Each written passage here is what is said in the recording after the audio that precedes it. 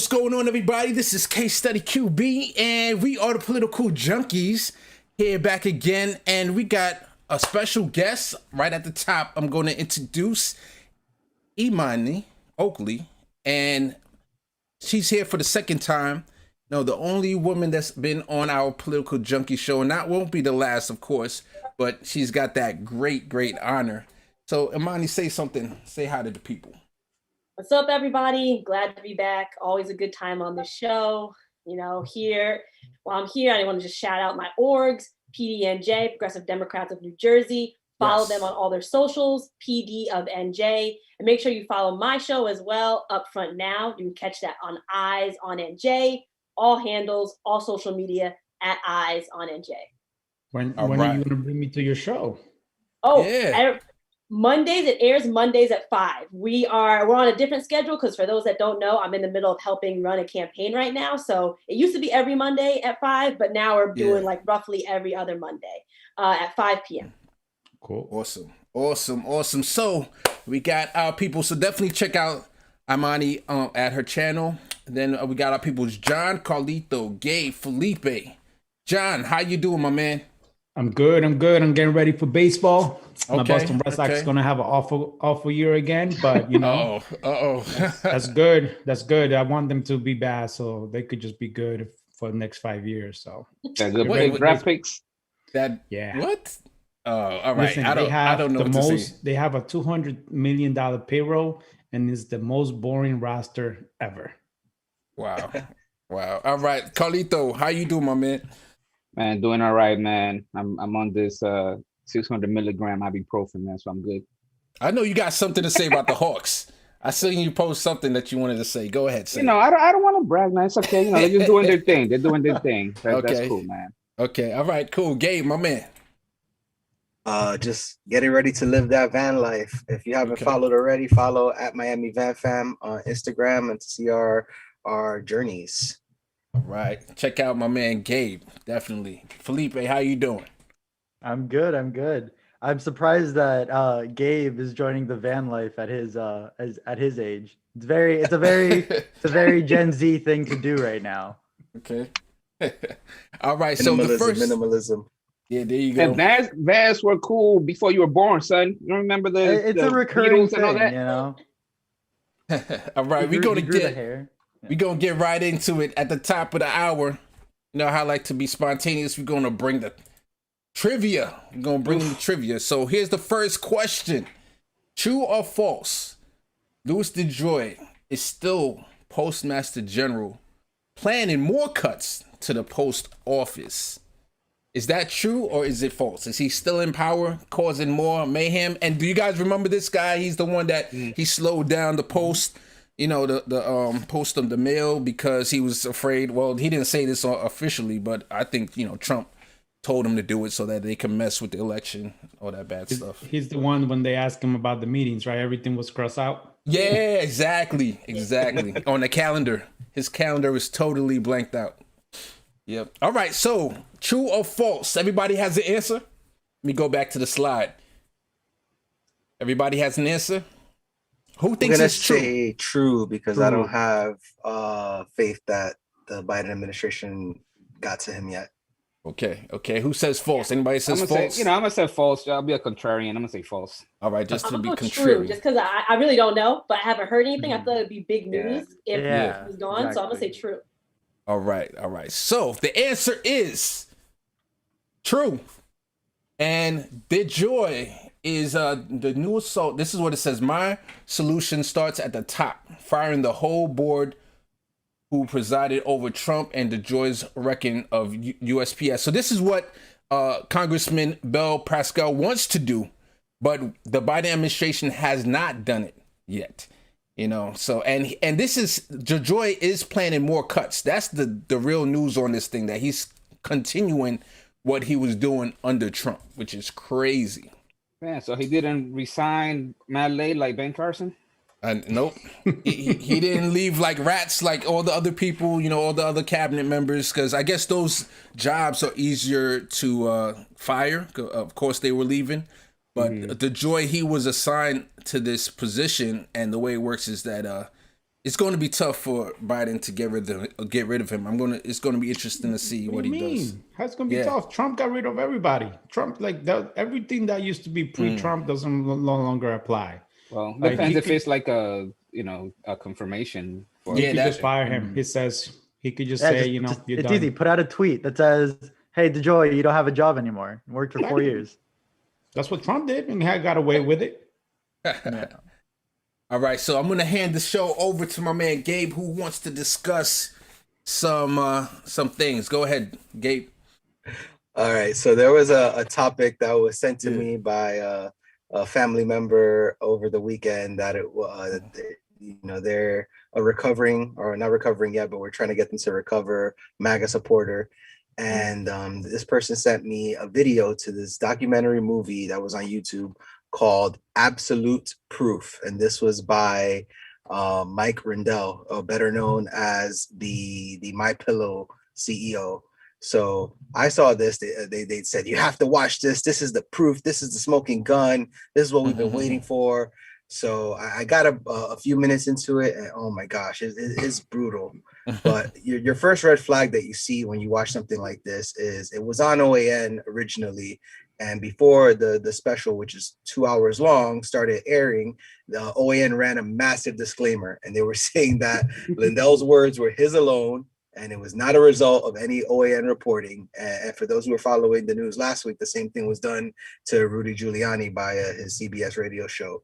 So off the back, like right away, they just start rapid fire getting into all these claims. So as we've all heard, the conspiracy theory about the Dominion voter machines being manipulated, this one's been proven false over and over and over. I've heard a bunch of different versions of this, but it seems to all stem back to reports from Antrim County, Michigan, where there was a pretty much a clerical error that originally led to the county being shown like a landslide in favor of Joe Biden. And then they eventually fixed that, and it became more evenly split, and we saw how the votes ended up there. But because of that, it just became Dominion voters, where Dominion was the cause of all the fraud.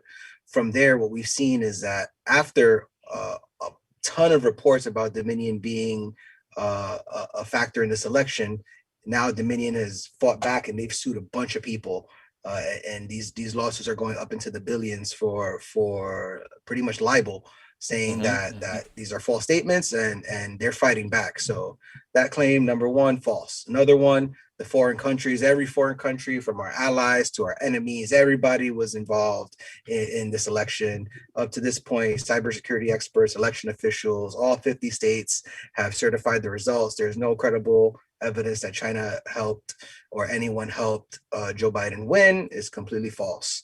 And as we know, we have an inaugurated president right now. It's Venezuela, man. Oh, I forgot Venezuela, but that was another one. And then that, I forgot the name of that firm. There was another firm that just came out with a lawsuit this week or late last week. And they were the ones that they said that was it Hugo Chavez was the one who founded it, on his laptop. He made that firm, but no, that was also false. And they're also fighting back, that firm, against several people, and it's a large lawsuit.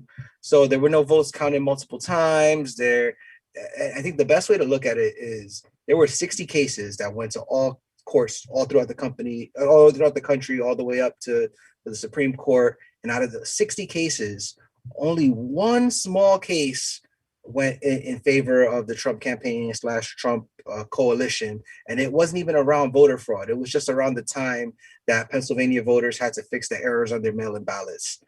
So I think that's the best way to look at it, is this has been adjudicated in court of law. And as we saw going back to the 2000 election, if there was an opportunity to take it, they probably would have taken it. But everything is complete fraud. And I just wanted to shout that out. And that's it there. So if you see this documentary, if you don't even pay any attention to it. I want to tag along to that. It's really easy to convince people that voting machines and something as simple as like a machine that you like pick a button and then there's a president, that those are rigged, when the basis of a lot of those claims are coming from sources that believe that high-end elites and high-end Democrats and a lot of anti-Semitic feelings and people are murdering children, murdering babies for eternal youth.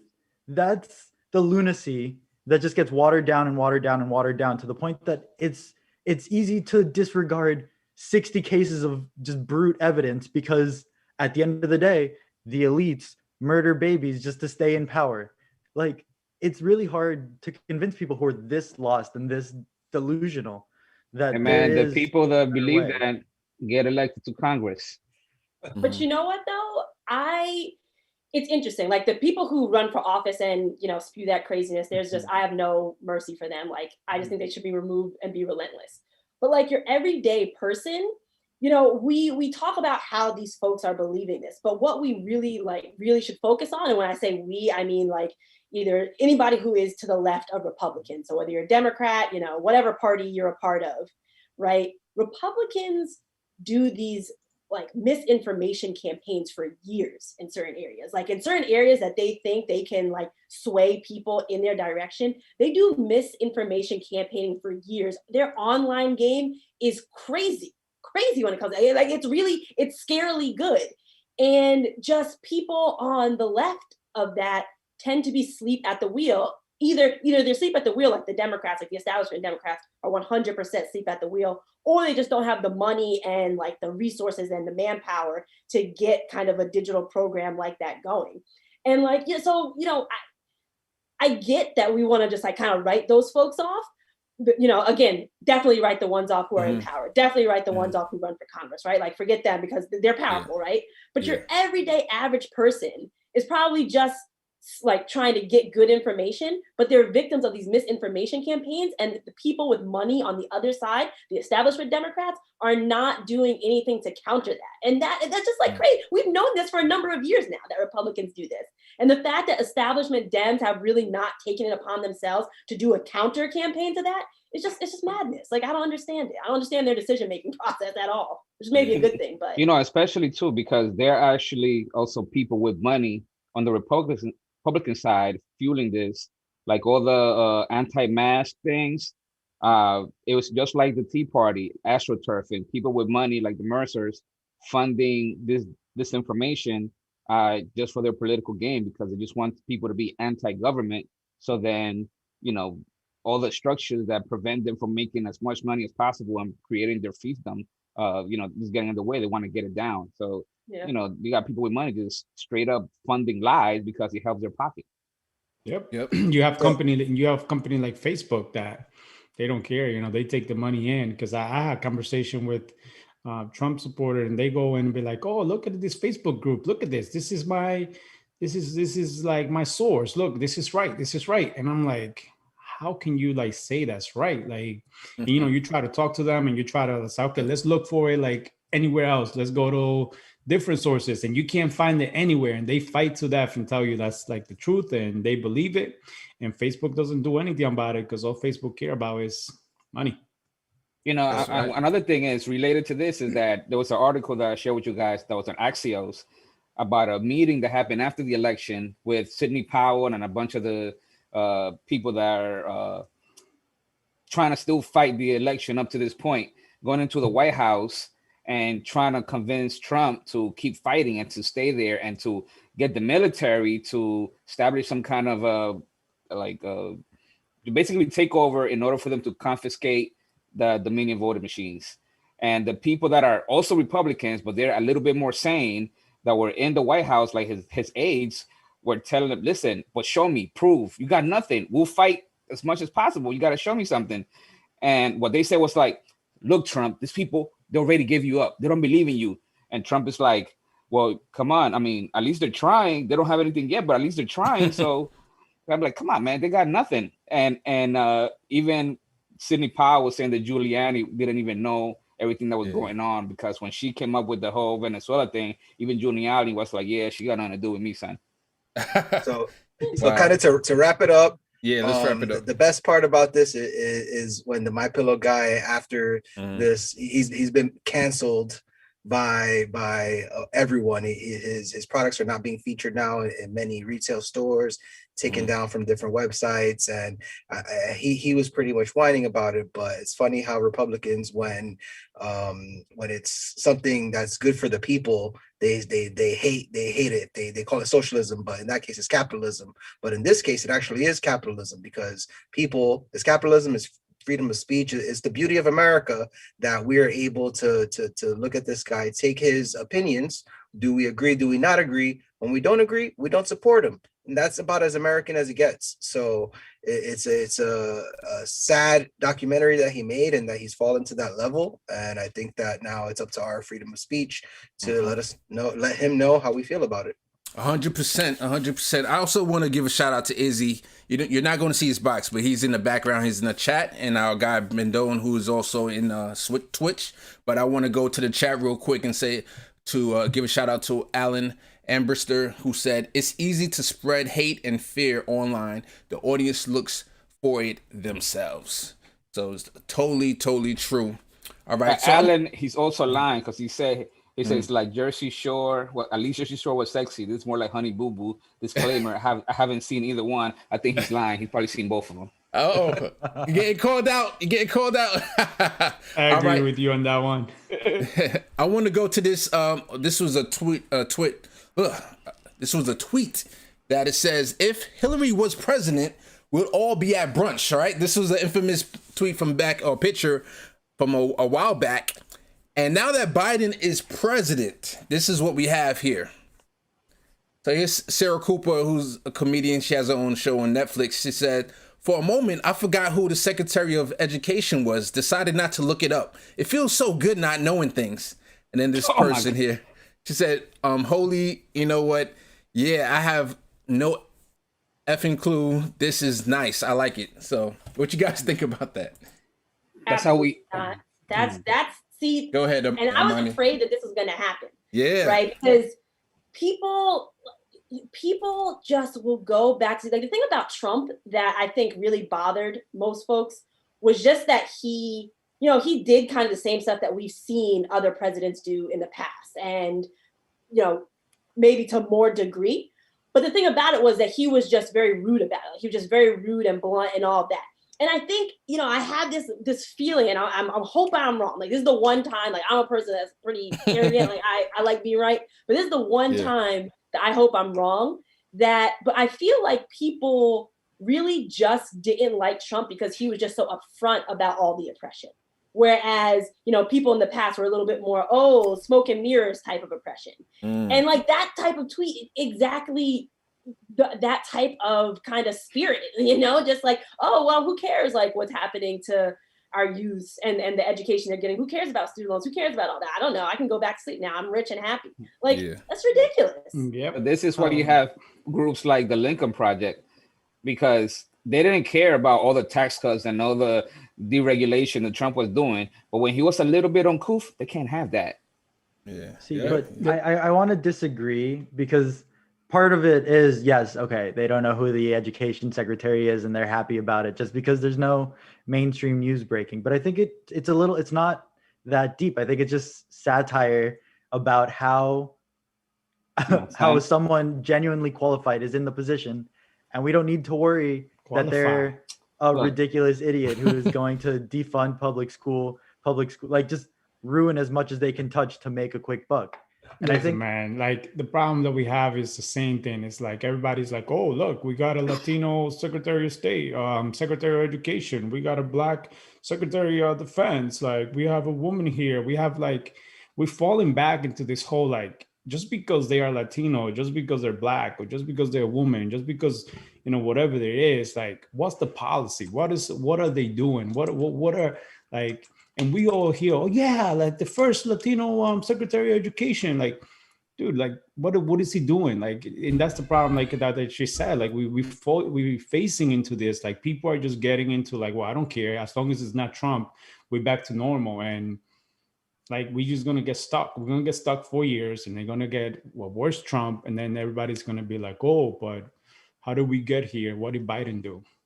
That's what we were warning about. We were throwing up the alarm bells from episode 1. We're on episode 26 now, saying that the biggest risk we would have is Biden winning, or an establishment Dem winning, and then nothing changing. And then us, you look at the cycle. You got Clinton gave us Bush. Bush gave us Obama, which we were hopeful. It was supposed to be the progressive savior. And then Obama gave us Trump. So now Trump gives us Biden, who's on paper Obama 2.0, much worse because, he has a history of segregation and whatnot. But then what's the next iteration of this going to bring is very scary. It's very scary because Trump this time around, as much negative stuff as he got done, he was pretty incompetent. He couldn't get everything that he wanted to get done.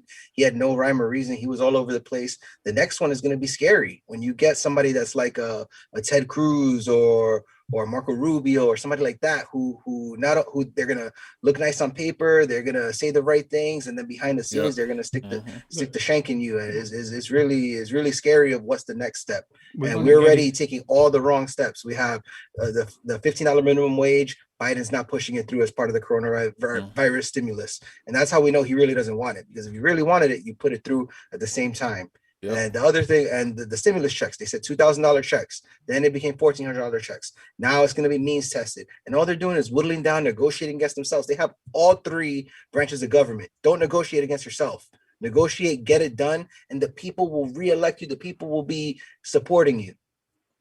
And that's 100%. What makes not paying attention so scary. Because like when government operates in the dark, that's when all the bad stuff happens. Like when nobody is like paying attention to it, when nobody's calling it out, when nobody is reporting on it, et cetera, like that's when the real bad stuff happens, because politics is all about, like, I don't care what anybody says. Elected officials and even appointed officials, all they care about is keeping the position. That's it. Like, I mean, they might have some moral foundation, et cetera, but like at the core of it, the thing that's going to scare them is if they're at threat of losing that position.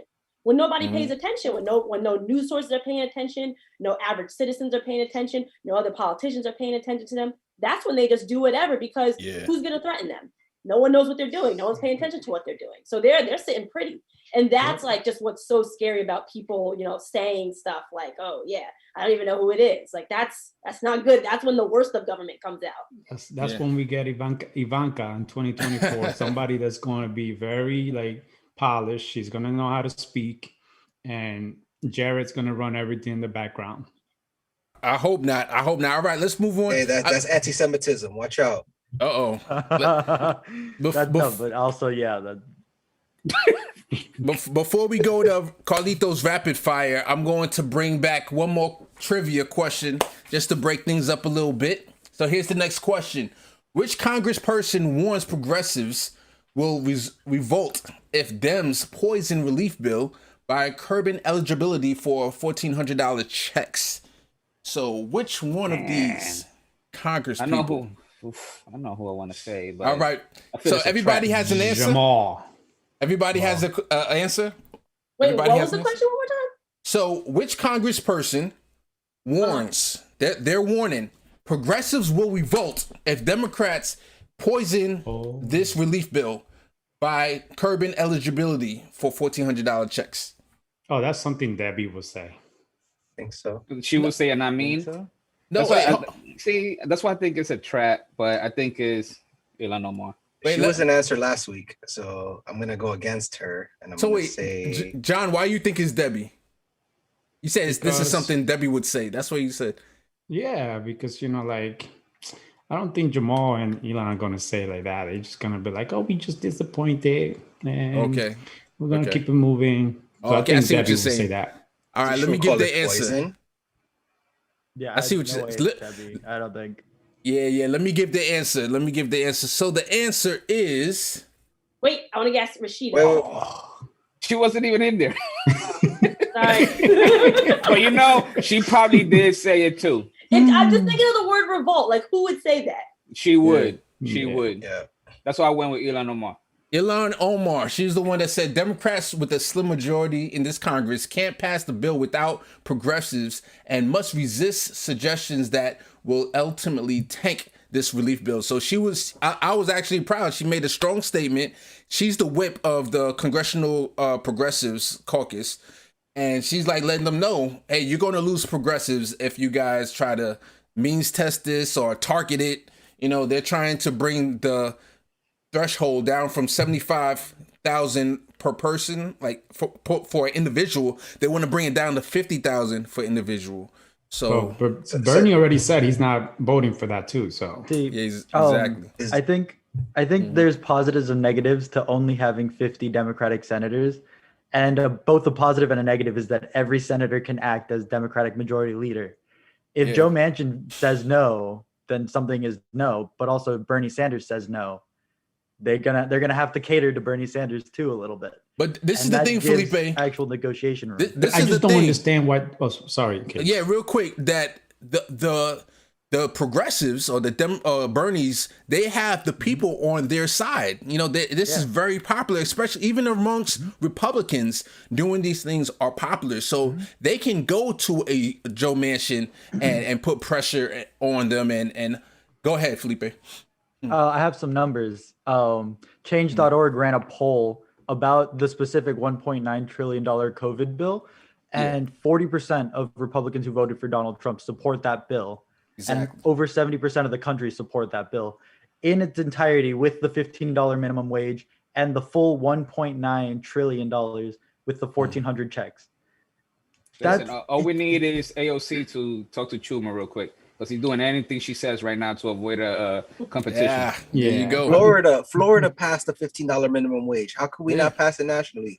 Florida. Progressive policy is very, very popular all across the country, like super popular. So again, this is one of those things where I don't understand the establishment's decision-making process. If it's something that's polling really high across the country, like do it. I don't get it. It's almost like they want to lose. That's how I feel a lot of the time. Like, do they even want to win races? 2022 is right around the corner. They always want to lose and get some wins. They always want to lose because they always want to have somebody to blame. But the thing I don't get is, like, let's take a step back and, like, Georgia. You won Georgia on a $2,000 check. Oh, you didn't say anything about reducing the threshold. So where do you get this idea? Like, you just flip 2 seats that nobody thought that you could really flip on a $2,000 check. And all of a sudden you're talking about, oh, we're going to reduce the threshold. Like, that's a recipe for losing. Like, Democrats always find a recipe for losing. Like, I don't even understand why. Like, if they want to get more excited, they should increase it from 75 maybe to 95 or 90. That's how you get people excited and just get people their money. But now you're spending time talking about it's a 1,400, it's a 2,000. Now you want to talk about reducing the threshold. Now, like, it's a 2 kids, 1 kid. It's like, it's crazy. Like, I don't get it. Yeah, we're going to go to the next segment. My man, Carlito. We're going to come to Carlito's Rapid Fire. You ready? Let's see if we can make it rapid for real. But real quick, on the chat, we got Alan saying, Ben Carson just created a new Washington think tank. And Easy said, is the tank empty? Oh, man. So, all right. Let's do this rapid fires real quick. First few are kind of policing related. So the first one, it's kind of sad, but it tells you what's going on in this country. Black sheriff deputy in Louisiana dies by suicide after condemning police violence and racism. I saw this as part of the headlines of Democracy Now! And in Louisiana, there was a black police officer, Clyde Kerr II, military veteran of Iraq and Afghanistan, died by suicide after posting several videos decrying police brutality and racism. And he named some people that have died by hands of cops. And he said, this is a demonic system. It's not anything I continue to serve and want to be a part of. And this is not right. This is no form of justice. And he killed himself. Because this is what is driving people to do the injustices here. Crazy. Next one. Defense Secretary orders 60-day stand down to confront extremism in the military by Megan Myers of the Military Times. So Defense Secretary Lloyd Austin has called on the services to conduct a 60-day stand down on the issue of extremism in the military, prompted by the January 6th attack on the Capitol and subsequent reports of both active duty and former service members attending a rally calling to overturn the 2020 election and the riot that ensued. And since he's black, I was reading the comments that they were saying he's racist against white Trump supporters. Imani, you got anything to say about this? Yeah, I mean, it is long. I mean, we've known for years. I want to say like maybe at least at bare minimum 5 years, like officially, like there was data out there that white supremacy has permeated the military and law enforcement. And, you know, the fact that there are no background checks in this area, the fact that there's no ban on, like, if you are going to be a federal law enforcement agent or if you're going to be in the military, you are not allowed to be a part of these white supremacist groups is just, we're moving too slow on it. We're moving too slow on it. I mean, you know, if you look at everything that's going on and you're hearing about the insurrection on the Capitol, it's clear that at least some folks who were in law enforcement either had something to do with it or knew it was coming and didn't do anything. There's something going on there. And the fact that we've known for this long that these terror groups have kind of infiltrated these like pretty serious security systems for the country and for pretty much wherever we are is scary. And like, we really need to get on it. Like, I really, really want to see the Biden administration I mean, they said promises that they were going to get on. I really want to see it because it's been a number of years now. And like, it's starting to get, I mean, it was already dangerous. It's getting real dangerous now. Every day, more and more dangerous. And it's just a shame that we're being this slow and dragging our feet on it. Yeah. And we've been tracking it. The, you know, white supremacist #1 terrorist threat in America for a long time. And every time we try to study it, the Republicans shut it down. When Trump came in office, they shut down any kind of studies into it. So they just want to hide it. Next one. Minneapolis police officers must keep body cameras turned on during entire response to a call. New policy says by Keith Allen, Brett Parks, and Holly Silverman at CNN. It took 3 people, and this is all they got. This isn't the first time the Minneapolis Police Department has updated its body-worn camera policy in the wake of an officer-involved death. Following the shooting death of Justice Rusick by former Minneapolis police officer Mohammed Noor in July 2019, which was not recorded despite the officers wearing cameras. The department updated its policy to require officers to turn on body cameras upon being displaced. So it took 3 people to research this or write this article, and they couldn't research, you know, they couldn't really say that. I couldn't find anywhere myself. They have more resources. What happens if they turn them off? I didn't see anything about penalties for them turning it off at all. And it's a policy that's been around. Nobody could question the Minneapolis council saying like, why do you even need a new law? Walk up to the old law. And it's all crap, man. They're just trying to, you know, put a little something for show, but there's still no accountability for cops. The next one. Super quick comment. You know what I don't understand? Wait, just super quick. Dash cams can run 24/7 every single time you hop in your car. You never have to change the memory. I'm not sure why body cams can't do the same thing. They can. They just don't want to. They should. The cops shouldn't have control over them, and it'll happen. So ICE threatened to expose asylum seekers to COVID-19 if they did not accept deportation. Amid a rush of deportations, 4 detainees at 2 different ICE detention centers said the guards threatened to put them in COVID-19 wards. This is by John Washington at The Intercept. All I have to say to that is got to abolish ICE, man. If they threaten them to sign their own deportation papers, otherwise they're going to infect them with COVID. Wow. Abolish ICE. Abolish ICE. 100%. Michigan State Police confirm use of text messaging app Signal, deny FYA violations. Paul Egan at the Detroit Free Press. So they are basically using Signal to hide the people's business. It's supposed to be all in their phones, whatever they talk about related to their job is supposed to be there and open to freedom of information requests. So on Thursday, Williams told the Senate Appropriations Subcommittee responsible for the MSP that Gasper never downloaded Signal to his state-issued cell phone, but he appeared to confirm that Gasper had the app installed on his personal cell phone. So they're having hearings about this. So they asked him, did the director use it on his personal device for state business? Asked Senator Tom Barrett, Republican of Charlotte, who chairs the subcommittee. I would say no for state purposes, Williams replied, but he then quickly added, I can't answer that without first checking with Gasper. So he kind of snitched on him right there real quick. So, you know they're doing it. They know they're doing it. So he didn't want to incriminate himself. And that's another one that is just so easy to just prevent their company devices from having any third-party software installed. So if it was the department issued cell phone or something, just put those policies on it that they can't download devices or require a password. I could do that to my daughter's phone. You know, just like you can't do that to a company. Come on. Yeah, but then they're using their personal phones to do business and putting Signal too. So they're trying to use every trick in the book. Kind of sucks, but because I like Signal. But Australian Open to accommodate biggest sporting crowd since COVID-19 outbreak by Holly Hunt at Insider Sport. Up to 30,000 spectators per day will be allowed to attend the Australian Open Tennis Grand Slam. It has confirmed. That's 30,000 people in the stadium at the same time. Wow. They haven't had a COVID death since October. So basically, they did it right, and we suck. Yeah, 100%. So Biden wants to shut down credit bureaus. What would that mean for you? By Ann Logue at Yahoo Finance. One of the more fascinating platform items of the Biden presidential campaign was the idea of transferring consumer credit rating from Equifax, Experian, and TransUnion to a public registry under the Consumer Financial Protection Bureau. One of the more fascinating platform items of the Biden presidential campaign was the idea. Oh, did you say that? Yeah. Yep. Right. I have a lot to say on this, but I'll keep it half short, medium rare short. Yeah, go ahead. There is no reason why public companies need to handle something so necessary just to exist as a human being in the United States of America. And not even well when one of them gets breached and loses millions of social security numbers.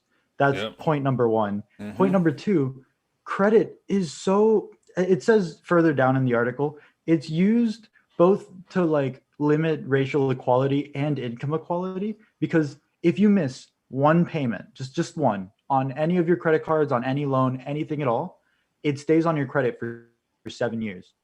And sure, there are ways to help remove it, a lot of which cost money. And there are ways to keep credit good, which also cost money, which is just it's a self-fulfilling cycle that if you don't have money, but you need credit, and because of your lack of money, you default on your credit, it ruins your credit, which hurts your further income. And it's to the point that job applications run your credit, rent runs your credit, every single thing you need in this country besides just like lunch runs your credit to see if you're a trustworthy person. And it's not fair to give that option to public companies who work for a profit. They're not government sponsored entities. They're just companies who have done credit for so long that they're important enough that everyone uses them. What Biden was proposing here is to have the Consumer Federal Protection Bureau, the CFPB, run national credit, which is a huge overhaul and would be a massive, massive undertaking in this country, which would probably outlive the Biden presidency just in its conception, but it would do a lot of good at helping just further equality in this country, because as it stands, the credit bureau is kind of a BS process to base anything on, really. Yeah, the article said that think tank called Demos examined the idea in depth in 2019. So one major takeaway of that paper was the decisions drawing on credit data reproduced and spread existing racial inequality, making it harder to achieve true economic equity. And Demos proposed the idea of a public registry in that paper. So it's nothing that is new, and it's a good idea. And I actually was talking to a conservative Democratic friend of mine, and we always disagree on almost everything. And he actually liked this idea, and I was shocked when he told me this. My only concern, like the article said, is what happens when a new Trump takes over. If it's how they're going to implement this, how they're going to try to, the same way that the EPA, they put somebody in charge that actually hates the environment. They could put somebody in charge of this agency that actually is racist. Did your friend like it because Biden proposed it, or because it's a good idea? Would he like it if it was Bernie? If Bernie was like, "Oh, we should do this," or would he be like, "Oh no"? It was probably both. Probably both. Yeah. I want to give President Biden, in honor of the Australian Open, a little tennis clap. So that's nice. That's definitely a good idea. Just because you talk to those companies, and a lot of them don't even tell you. You ask them like, how do you come up with this credit score? They try to do some algorithm and stuff, but they don't even know. And it's like you said, think about this. Think about you, a person. You go in and you say, "Oh, today I won't want to use my credit card. My credit card gives me a $20,000 limit, but I want to just pay cash because I'm a good person." The credit card is going to come back and say, "Oh, we're going to cut your limit to $6,000." All of a sudden, your debt to income limit is $6,000. So that right there cuts your credit score by 5-6 points. So it's like if you're a good consumer, they penalize you. If you're a bad consumer, they penalize you. So totally, like, for once, I could say like Biden finally doing something good. The last thing I want to end on in regards to the credit is that every high school that has a civics class needs to include just basic personal financials in that class, because there's no reason why people who are 20, 30 years old have no idea what FICO is or what a FICO score is, or the fact that they have 3 FICO scores. The system was designed that way, though. The system is designed for consumers not to know about personal finance because it's not good for the credit card business, for the banks. So it's institutional, like from the years and years. So they would never do that just because. We talked about this in a couple of shows, right? Yeah. That personal finance should be a requirement, because if you are a good consumer and you know about these things, there's a lot of things that people don't know about. Like, I was talking to someone the other day and they say, "Oh, I had an issue with my credit card, and what I ended up doing is I paid it off and then I closed all of them." So they had 13 years of history, but because they didn't know how the system worked and they just wanted to just get rid of credit card just because, they messed them up and they closed all of them. So they just use a debit card, and now they're trying to buy a house. Their credit score is 550 because they don't have any history. So 13 years of history gone. I'll tell you what, if I knew a little bit more about credit scores when I was in high school, I wouldn't have thrown away my credit for a couple of t-shirts and a water bottle when I went to college. I remember those days. Honestly, because in high school, I actually did have like economic classes, and it was pretty good. It was, my economics teacher was taught by a Republican, so we were getting the real on finances. But it really doesn't help, because like one emergency, like for example, this summer I just moved and we had to move quickly. And so I used like some of my credit card for like some of the just like purchases that we needed for the new house. Like we needed like new appliances and certain things that it was actual need. And it ran up the credit score, and it ran up the credit card and brought my credit score down a little bit. So, even if you know all about it, like I've known about it for years, in college, they also had like exit exams that teach you about like different finances and stuff. Even with that though, it's a systemic thing. You can know as much as you want, but if the system is not set in place to where they are really regulated in a way that's serious, it really doesn't matter at the end of the day. Yeah, I did learn a lot in college. I actually took a class where I had to do my own taxes a year. So, it was worth it. Is that the personal finance class? I took that class. All right, we're going to go on to the next trivia. We're going to speed things up quicker because it's almost 9:00 and I got a couple more things to do. So we're going to switch over to this next trivia question. Which country was taken over by a military coup and cut off the internet recently? Who knows this one? Burma. Barbados. Bro, if Barbados was in a revolution, Rihanna would have tweeted about it. Yeah, all right. All right, so Imani got it. So it is. Let me go to it. Boom. I got it too. It's because Burma is what it was called, but the military forces people to call it Myanmar. Oh, you're fancy. Okay. Okay, Yeah. he knows. Yeah, so this is what's going on. The Myanmar military has engaged in a naked power grab that, if not reversed, will set back democracy and the protection of human rights for a generation, warned one human rights advocate. So this is I just want to bring some international news to the show, and this is crazy times, crazy stuff going on in the world. So hopefully they can work it out, or the Biden administration can go over there and help the situation out. We'll see what happens. Yep. All right. So the next thing I want to bring up now, I'm going to bring up a video. But before I bring up the video, I want to bring this up right here. This is one of the guys on the case study QB enemies list.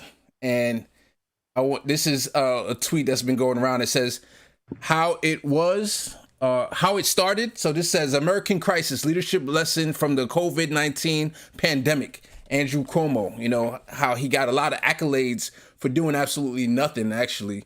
And he didn't handle. And as we can see by this next picture, actually, 9 top New York health officials have quit as Cuomo scorns expertise. He says, when I say experts in air quotes, it sounds like I'm saying I don't really trust the experts, Governor Cuomo said, referring to the pandemic policies, because I don't.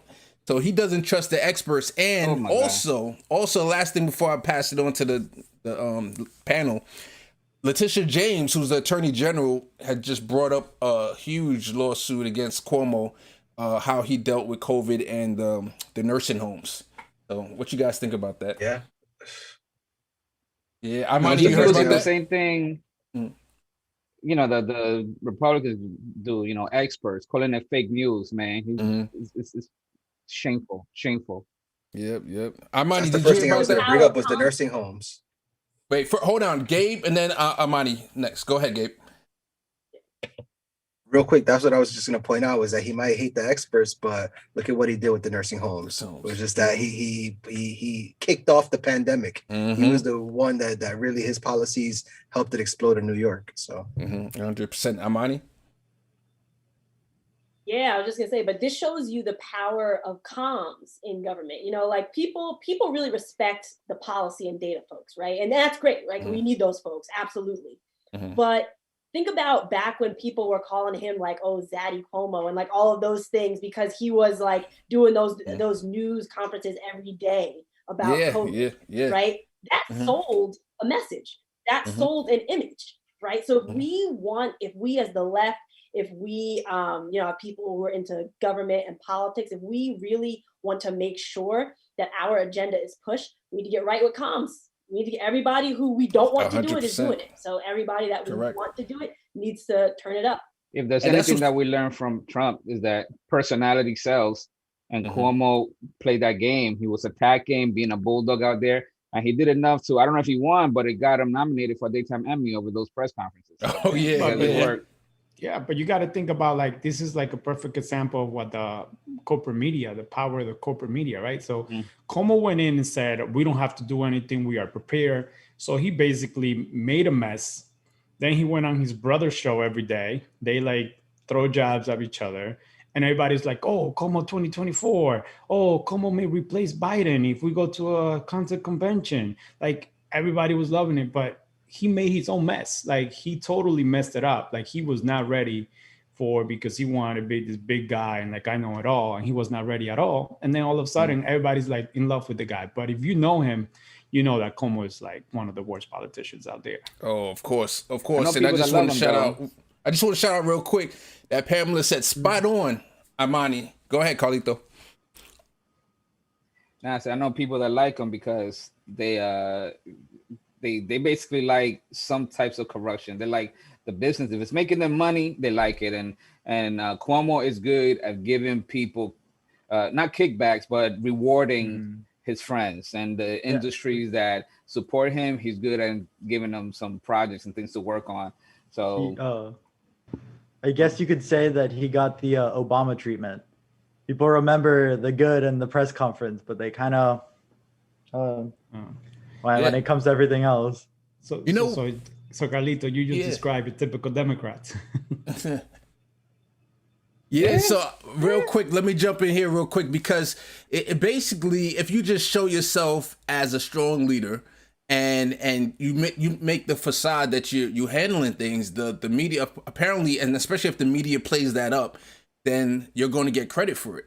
So the scary part is that if all Trump had to do was have those press conferences and then not talk about injecting bleach into your skin, or all these crazy the ultraviolet light, which he was saying that could potentially cure COVID, all the crazy stuff he was saying.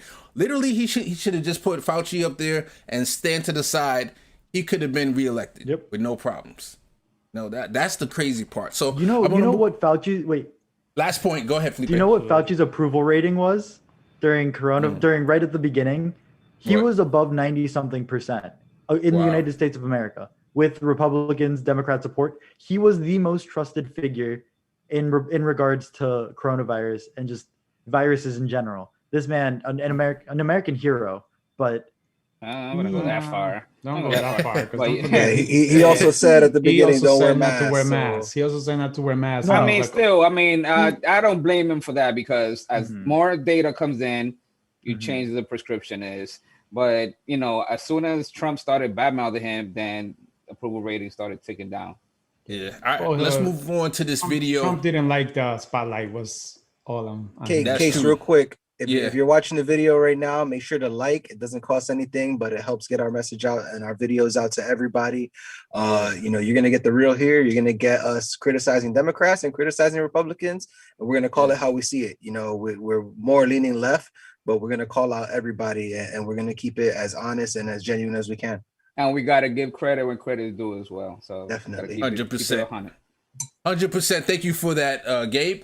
And with that said, I'm going to play this good news right here, and hopefully it will be continued. Let's see what I'm talking about. Voting begins for thousands of Amazon workers in the state of Alabama. They'll decide whether their warehouse will be the tech giant's first unionized facility in the United States. All right, Hillary Vaughn from our Fox Business Network, our sister network, joins us now with more. Hillary. Good morning, Steve, Ainsley, and Brian. This is Amazon's biggest labor battle in U.S. history on its soil. Those ballots go out today to Amazon workers in Bessemer, Alabama. They will have 7 weeks to decide if they want the retail, wholesale, and department store union to represent them. And if they do, they would be the first Amazon warehouse in the U.S. to unionize. And the move could spark a wave of unionization for other Amazon warehouses around the country. Workers fighting to join the union say they face grueling production quotas, and they want more input into the workplace. The union president told NPR, Amazon has gone on an aggressive counter campaign discouraging workers from voting to join the union, even placing flyers in their bathroom stalls. And an Amazon spokesperson says that they offer their workers better pay and benefits than even their competitors. Workers there make over $15 an hour. They get healthcare, vision, dental, and a retirement plan. Pro-union workers, though, are getting high-profile support here in Washington. The union president says he talked with the White House about their campaign, and the union also got some support from Senator Bernie Sanders, who sent pizza to workers who rallied over the weekend. And he also tweeted this: "It cannot be overstated how powerful it will be if Amazon workers in Alabama vote to form a union. They are taking on powerful anti-union forces in a strong anti-union state, but their victory will benefit every worker in America." The voting ends in mid-March, and the votes are happening by mail, but Amazon did push for in-person voting. They were concerned that mail-in voting would mean that there is lower turnout and possibly fraud. Steve, Ainsley, and Brian? Yeah. There we go. All right. Yeah. Yo, Amazon went full Trump. Man, of course they would. No wonder Jeff Bezos stepped down. He knows what's coming. He stepped down. He's gonna be in charge anyway. He's like Putin, man. He like stepped down just to still be in charge behind the scenes like Putin did. But I'm gonna channel Izzy real quick, man. Saying F Amazon. That's what he would say if it was right now. I think he's sitting on the chat. Yep, that's what he said. But imagine they're putting flyers in people's bathrooms. Anti-unionization flyers. It's crazy how far they go. Man, they were saying that Amazon was working with the city, bringing people out to actually mess with the traffic lights, so that when the union people in the corner were trying to talk to the workers and tell them about the union, they'll switch it to green, so they have to go real quick, and they don't have time to stop at the red light and talk, and they cause an accident where somebody almost got hit. Cars actually crashed. Some lady had her whole front end like smashed in, but people almost got hit and had to like jump up on the curb to not get it could have been bad, and it's all because they're afraid of unions. And to be honest, a lot of people like to badmouth unions sometimes, but they're not perfect. But I'm telling you, it's a not necessarily evil, but it's a net good. It's a net good because even if Amazon is paying all this money and they do better, if you have a union there, it puts the fear into other companies in the area. Like, we don't want a union. We better pay our employees more so they don't form a union here, and it'll bring the wages up for everybody. Yeah, no, 100%. Not only that. Go ahead, Imani, go ahead. Not only that, but it protects folks from, because just because they're giving it to you now doesn't mean they won't take it away, right? Having a union also protects to make sure that those benefits, if they're good, great. It makes sure that they stay good and they stay great, and that they can't just be ripped away from you for any old reason. So that's also another reason to have it. Yeah, and if you look at wages and to prove your point, to prove your point, Imani, and then Carlito. Amazon literally just cut the pay for delivery drivers. They said that tips will like help supplement their lower income, and then use the tips in their company. They are actually they're settling a lawsuit, but Hey Gabe, when you make your 3 times a day Amazon purchases, do you see your driver? I usually see them. Yes, I do. Oh, okay. Do you tip them? And I don't know. I think that's only for if you're doing like a same day order or something like that. They give you the option to tip. When you do a regular 2-day order, I didn't even know about that. How many purchases you made today? Today, none, but in a normal week, probably like 4 or 5. Carlito, go ahead. Izzy's living for the Amazon shaming. Go ahead, Carlito. The whole union thing has been a target for a long time for Republicans and unfortunately some corporate Democrats. When you look at the wages over the decades, ever since like the 70s, they basically mirror the decline of unionization, because as the unions numbers go down, like I was saying about other companies, they don't have that fear of unions in their facilities, so they lower their wages too, or they don't increase them. They don't keep pace with inflation or with productivity. So if you look at charts of the union membership going down, it will be the same thing, kind of mirror with the wages compared to inflation and compared to the production of in the country. So is what they say, I would say a rising tide lifts all boats. So if you have union increase in different industries, it's just going to help everybody, even if they're not in your particular job, because just the fear of unions is going to make them treat you better. Yep, totally. And I was going to say, piggyback off of Imani, because that's exactly the point I was going to say about, there was a study, I was watching a clip, I forgot where exactly, but it said that the only jobs that's not getting taken away that easily right now in COVID season are union jobs.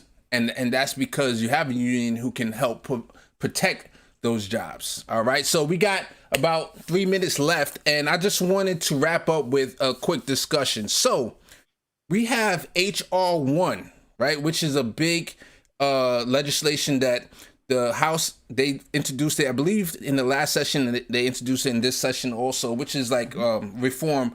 For the People Act. For the People Act is election reform, is going to help with gerrymandering and a whole host of things. And I was curious. I wanted to bring up this. Is this something that Biden should have just passed it real quick? Or, you know what? I'm going to answer my own question. No, he should have definitely taken care of COVID first. But so this is my new question. How quick are we going to get to it? Once we pass the stimulus and we get past impeachment, because impeachment, that stuff is not going to, it's going to be like a week or 2, I believe, or 3, and then that's it. But how quick are we going to get to this HR 1? We're not. 2032.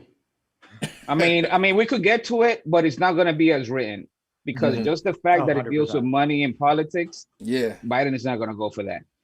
Okay. I don't even think it's a Biden thing. I think it's just like it's like every establishment, Republican and Democrat in the whole United States government, like state, city, federal. Yeah. Everybody that depends on you on money from the donors is not going to want this. Yeah. But it passed in the House. They had the chance to do this in 08. They had the chance to do this. They're not going to do it. Well, look, listen, Felipe just said a lot of great things pass in the House when they know it's not going to pass in the Senate or the White House. It's all posturing. They act all tough when they know it's not going to pass. And as you can see now, when they can't pass almost anything they want, look at what they're doing with the COVID bill. They're trying to water it down. So this is the test. Carlito, this is the test right here. This is the test. Democrats control the House, the Senate, COVID and was a the test. president. We know what they're going to do. Well, the COVID is a test. We know what they're doing now. There's no doubt. Listen, like I said, I'm a realist. I like to get credit where credit due, but this is, the Democrats being weak. That's not a thing. They are doing this on purpose. They don't want to govern. They don't want to. They always show at least being progressive.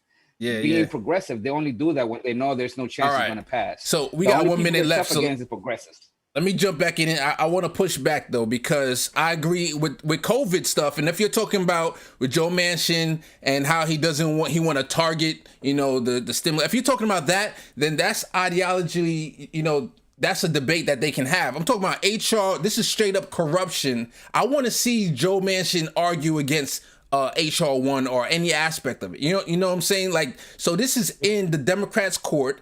I've already seen people, senators on mainstream media who brought it up without even being prompted that they brought it up. So I think there's certain people that are excited about getting this thing passed, and I would love to hear. So we've seen Joe Manchin talk about how he wants to have it targeted. You've seen certain people talk about lowering, the amount of checks and all that different stuff. I want to see the argument for the corruption that's in HR 1. Carlito, I don't think it's going to be as much. Mm-hmm. Go ahead, Carlito. Well, one argument that for the money in politics side that you're going to hear from Republicans and that Democrats are going to kind of, I don't think Manchin would dare say it himself, but behind the scenes he's going to agree with. Not necessarily agree. Well, he will agree with, but it's basically like they said: if you limit money, you're limiting free speech. That's what Republicans say all the time. They say that it's my right. The money I have is my right to use it as I want and give it to whoever I want. That's the kind of thing they do. Interesting. All right, what Dems have to do to get this. I want to pitch how Dems should phrase this. They got to call this the Patriot Voting Act to stop voting fraud in the United States of America, to make it easier, because if everyone provides their ID when they register to vote beforehand, everyone can vote. There's no fraud. And take away the swamp money in the Patriot Voting Act. They'll love it. They don't know how to read. They'll take it at face value. All right, there's a lot to say. Quick recap from Carlito, hold on real quick. So there's a lot to say about Felipe and what you said about the voter ID, because that's a whole other issue. And then Carlito, you say what you're going to say, and then I'm going to give our special guest, who I'm so happy that came and just gave us some diversity, give her the last word on this, and then we're going to wrap it up. So Carlito, go ahead. Okay, I just wanted to give a quick blurb from Wikipedia what it is for the People Act. It's a bill first introduced and passed in the House of Representatives in 2019 to expand voting rights, change campaign finance laws, to reduce the influence of money in politics. That's the part that's going to happen. Limit partisan gerrymandering and create new ethic rules for federal office holders. Yeah, wow, that limited gerrymandering alone is going to be very influential and do big things. All right, Imani, give us the last word, and much love to Alan Amberster, who said we need to extend the episode. I hear you. Go ahead, Imani. Yeah, so typically, y'all know me. Typically, I'm always, keeping my boot on the establishment Democrats' throat. Yeah. On this one, though, I actually think it's going to be pushed back, and it's not going to be their fault. Like, typically, it's their fault, and they just are lazy or like whatever's going on with them. Like I said, I don't understand it. But I think we're dealing in a time where there's going to be so much back-to-back fires of cleanup because we had COVID, right? We're still in the midst of figuring out what that recovery looks like. But then, we're going to start to have to deal with the economic fallout. And if we're talking about elections coming, we're talking about 2022 coming up, and we're talking about keeping Democrats in office or even taking some Republican seats, getting better Democrats in office, pocketbook issues are the number one thing. It's obviously getting rid of corruption in government, getting rid of money in politics, important, but it's not what really gets like your average person going. Your average person gets going off of things that have to do with their wallet. And I think we're going to be in a time in a little bit where we have to really focus on the economic fallout that we've had from everything that went on with COVID. And then, rents due and all that stuff. But I think the Democrats are actually going to have to push it back. And for once, it's not going to be their fault. For once, it's going to be like, oh, they actually have stuff that's a little bit more pertinent that they have to take care of. Okay, so once we get the new stimulus package out, once impeachment passes, do you think HR 1 should be the next thing on the docket, Imani? So I think we have things like rent to look at, because I'm not sure if like rent moratorium in its full capacity and in the full length that it can go is included in HR. We're gonna have that. We're gonna have issues of Medicare for all, because if COVID didn't do anything, it brought up the issues of our healthcare system and how many people got thrown off their insurance and could get sick from COVID and got fired from their jobs because of everything that went on with COVID. Right? We have that coming up. We're going to have like some small business fallout and probably have to save like some small businesses. Like there's a lot that kind of is going to roll, probably some of which we don't even know about yet. because we're kind of in the beginning stages of the Trump cleanup.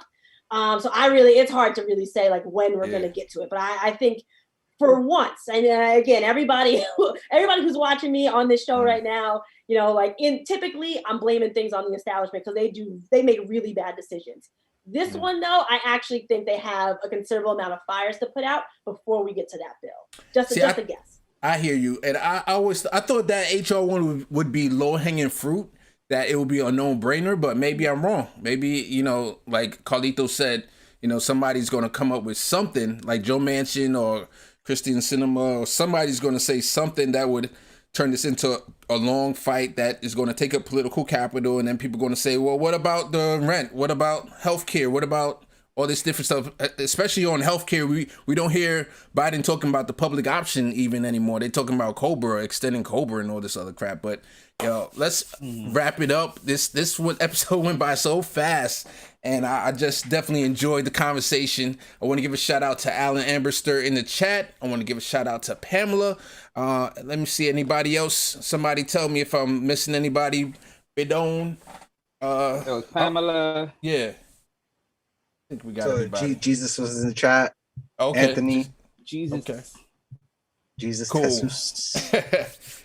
So on our way out, I want to give a shout out of the PSAs, definitely support. Nina Turner raised $1 million. Nina Turner, she blew out the second person in that race. So we're really hoping that she gets into office. Of course, Gary Chambers Jr. support him. Somebody's going to say something?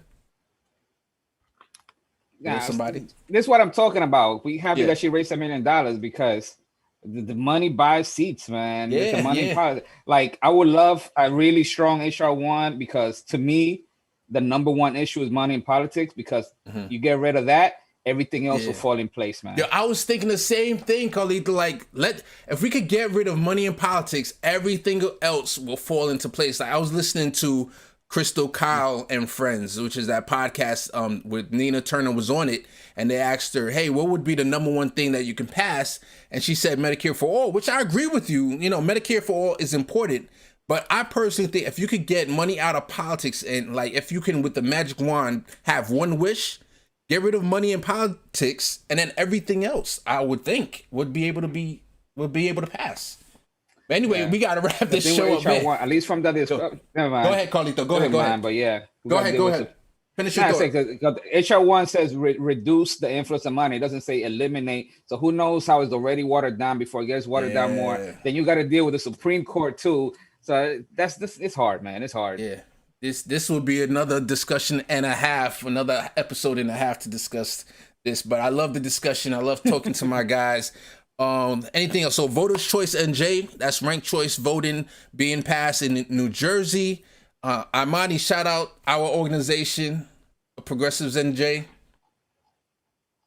Yeah, PDNJ, Progressive Democrats of New Jersey. You can catch us on Facebook, IG, and Twitter on our handle at PD of NJ. Follow them. Also, you can catch me on my show, Up Front Now, on Eyes on NJ. All social media handle at Eyes on NJ. Yeah. All right. I think I've wrapped it up. Everybody, you could have been anywhere in the world, but you're here with us. Much love to you. Thank you so much. Once again, to my guys, John, Carlito, Gabe, Felipe, Imani, our guests. Much love to everybody. Have a good night. Until next Monday, 8 p.m. Eastern Time. Like and subscribe. And we just hit 10,000 followers on Twitter. So I put out a promo. Check that out. And much love to my people at Heartlands Media for they played the whole promo on their show, which I loved, and I really appreciate them. And that's the solidarity we need on the left amongst all our progressives. Unite the left. Much love, everybody. Have a good one.